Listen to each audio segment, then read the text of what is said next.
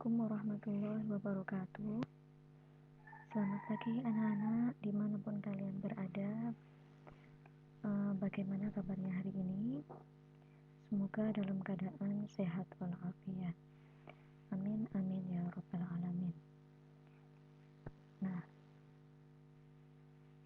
anak-anakku semua, pada kesempatan kali ini kita akan mempelajari materi baru setelah kita melakukan penilaian tengah semester.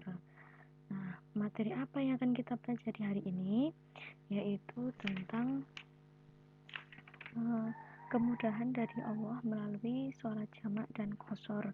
Nah, pada hari ini kita fokusnya pada sholat jamak dulu. Nah, pada pertemuan selanjutnya kita fokus pada sholat qashar. Seperti itu ya. Nah, sebelum Bu Jana menyampaikan materi tentang sholat jamak, pernah tidak sih kalian melakukan sholat jamak? Silahkan jawab sendiri-sendiri ya. Jika pernah, dalam keadaan perjalanan atau dalam keadaan sakitkah, atau mungkin ada alasan yang lain. Nah, ketika kalian sudah pernah melakukan sholat jamak, artinya kalian sudah pernah sudah tahu dan sudah pernah mempraktekannya, seperti itu. Bagi yang belum, nah sekarang kita mari bersama-sama belajar apa itu sholat jamak, seperti itu. Nah, sholat jamak itu secara bahasa adalah sholat yang dikumpulkan. Kalau secara istilah, yaitu dua sholat fardu dikerjakan pada satu waktu. Misalnya sholat duhur dan sholat asar dikerjakan pada waktu duhur atau waktu asar.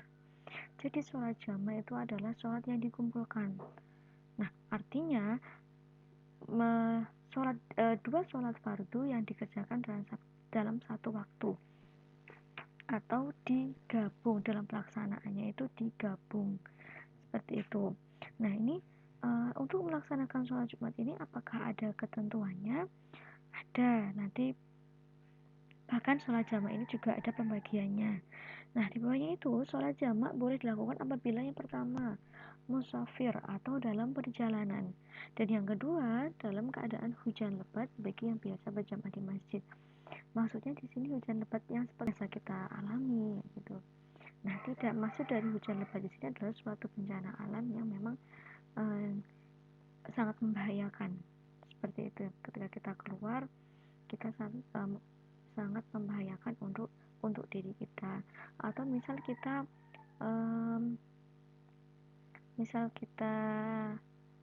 terapkan ya, misal kita contohkan yang mungkin sering kita alami, yang dialami di Indonesia, misalnya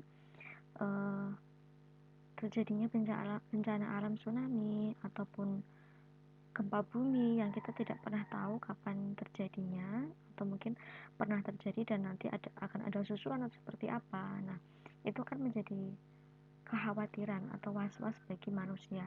Nah, di situ boleh tidak sih dijamak sholatnya? Nah, di sini juga diperbolehkan. Ini dalam keadaan darurat, seperti itu. Nah, yang ketiga dalam keadaan sakit yang kita tidak bisa melaksanakan sholat, baik dalam keadaan berdiri maupun dalam keadaan lainnya, seperti itu. Tapi ada keringanan-keringanan ketika kita berdiri tidak bisa dengan cara duduk, ketika duduk tidak bisa dengan berbaring serta menggerakkan tangan. Tapi ketika kita tidak bisa menggerakkan tangan, bisa dilakukan dengan isyarat, seperti itu. Itu ya, sholat jamak boleh dilakukan, itu yang memperbolehkan melaksanakan sholat jamak. Nah, apa sih dalilnya sholat jamak? Ini ada hadis riwayat Bukhari dan Muslim. Nah, ini dalilnya. An Anasin qala kana Rasulullah sallallahu alaihi wasallam idza rahala tazigha syamsu akhara dhuhri ila waqtil asri thumma nazala yajma'u bainahuma ka'in zaghat qabla ayyartahila sallu dhuhra thumma raqib. Itu hadis riwayat Bukhari dan Muslim. Dari Anas, ia berkata, Rasulullah Shallallahu Alaihi Wasallam apabila berangkat dalam perjalanan sebelum tergelincir matahari, maka beliau takhiran sholat duhur di waktu asar. Maksudnya takhiran sholat duhur di waktu asar adalah beliau menjamak sholat duhur dan asar di waktu yang terakhir atau yang namanya jamak takhir. Nanti ada. Jadi ketika itu, jadi misalnya ya Nabi Muhammad itu melaksanakan perjalanan itu lumayan jauh, Nabi Muhammad melaksanakannya itu sebelum duhur. Sampai sana itu bisa jadi asar ya. Jadi Nabi Muhammad melaksanakan sholatnya di sholat asar, yaitu dikumpulkan antara sholat duhur dan asar dan dikerjakan di waktu asar. Kemudian beliau turun atau berhenti untuk menjamak keduanya. Jika matahari telah tergelincir sebelum beliau berangkat, maka beliau sholat duhur dahulu, kemudian baru beliau naik kendaraan. Jadi ketika Nabi Muhammad melaksanakan perjalanan itu dilaksanakan ketika setelah duhur, maka Nabi Muhammad melaksanakan sholat duhur dulu baru naik kendaraan.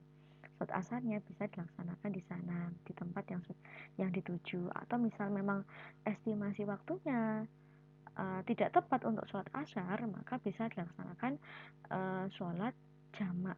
Jadi sholat jamak ini hukumnya mubah atau boleh, diperbolehkan dengan syarat-syarat yang terpenuhi, seperti itu.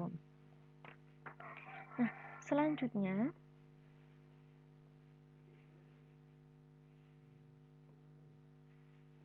mohon maaf sebentar.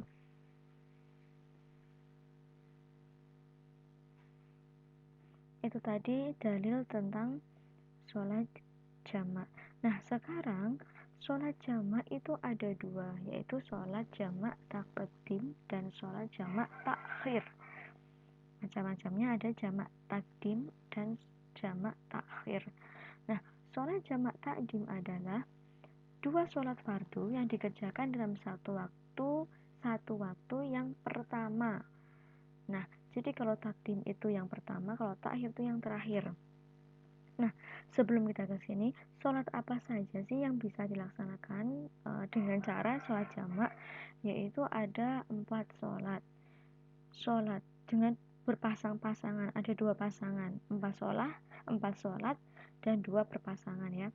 Yaitu yang pasangan yang pertama sholat duhur dan asar, yang kedua sholat maghrib dan isya. Nah, ketika sholat jamak takdim ini adalah sholat jamak yang dikerjakan pada waktu yang pertama, yaitu apa? Sholat apa? Sholat maghrib atau di sholat duhur, itu di waktu yang pertama. Sedangkan sholat jamak takhir itu melaksanakan dua sholat fardunya itu di waktu yang terakhir, yaitu di antara sholat asar atau sholat isya, seperti itu. Nah, syarat jamak takdim adalah mendahulukan sholat pertama, kemudian sholat yang kedua. Kemudian niat jamak pada waktu mengerjakan sholat yang pertama. Yang ketiga, berturut-turut antara sholat yang pertama dan yang kedua. Jadi, cara melaksanakan sholat jamak takdim itu adalah dengan mendahulukan sholat yang pertama. Ketika kita menggabungkan dua sholat, yaitu sholat duhur dan asyar, maka yang dikerjakan yang pertama adalah sholat duhur dulu, baru yang kedua adalah sholat asyar. Bu, bagaimana dengan rokaatnya? Bagi sholat jamak, rokaatnya sama seperti sholat seperti biasanya. Ketika sholat duhur itu jumlahnya 4 ya, melaksanakan dengan 4 rokaat. Kemudian sholat asyar ada 4 rokaat, maka dilaksanakannya juga dengan 4 rokaat. Bu, kok ada yang melaksanakan sholat jamak tapi 2 rokaat? Nah, itu nanti penjelasan di pertemuan selanjutnya, itu tentang jamak qashar, seperti itu ya. Sekarang hari ini kita fokus pada sholat jamak terlebih dahulu, seperti itu. Nah, cara mengerjakan sholat jamak takdim, contohnya apabila seorang hendak mengerjakan sholat takdim duhur dan asyar, maka terlebih dahulu harus mengerjakan sholat duhur pada waktu duhur. Nah, jadi melaksanakannya pada waktu duhur. Nah, dengan niat jamak takdim. Setelah itu baru mengerjakan sholat asyar. Demikian juga dengan sholat maghrib dan isya, yaitu yang pertama kali dilaksanakan itu adalah sholat maghrib terlebih dahulu, baru sholat isya. Jadi secara berurutan dan dilaksanakan pada waktu maghrib seperti itu. Nah, selanjutnya yaitu tentang sholat jamak takhir. Nah, sholat jamak takhir adalah sholat jamak dua sholat fardu yang dikerjakan pada waktu sholat yang kedua atau yang terakhir, yaitu pada waktu sholat asyar dan isya. Bagaimana cara mengerjakannya? Cara mengerjakannya adalah sama dengan mengerjakan sholat jamak takdim. Perbedaannya terletak pada waktunya. Jadi ketika jamak takdim dilakukan pada waktu duhur dan maghrib, nah sedangkan sholat jamak takhir dilaksanakan pada waktu asyar dan isya dengan urutan yang sama. Yang awal harus didahulukan, yaitu yang pertama itu apa yang didahulukan, yaitu sholat duhur dulu baru asar, atau sholat maghrib dulu baru isya. Jadi secara berurutan seperti itu. Ini setelah itu, nah ini yang bisa Bu Jana sampaikan, yaitu yang terakhir tentang sholat jamak takhir. Untuk minggu depan, Bu Jana akan menyampaikan tentang syarat sholat jamak. Bu Jana akan membandingkan antara syarat sah sholat jamak dan sholat qashar, jamak qashar. Kemudian sambil Bu Jana jelaskan tentang jamak qashar seperti itu. Nah, ini yang bisa Bu Jana sampaikan. Apabila ada yang belum dipahami, silahkan ditanyakan. Jika ada yang tidak tepat yang Bu Jana sampaikan, silahkan sampaikan kepada Bu Jana. Terima kasih. Wassalamualaikum warahmatullahi wabarakatuh.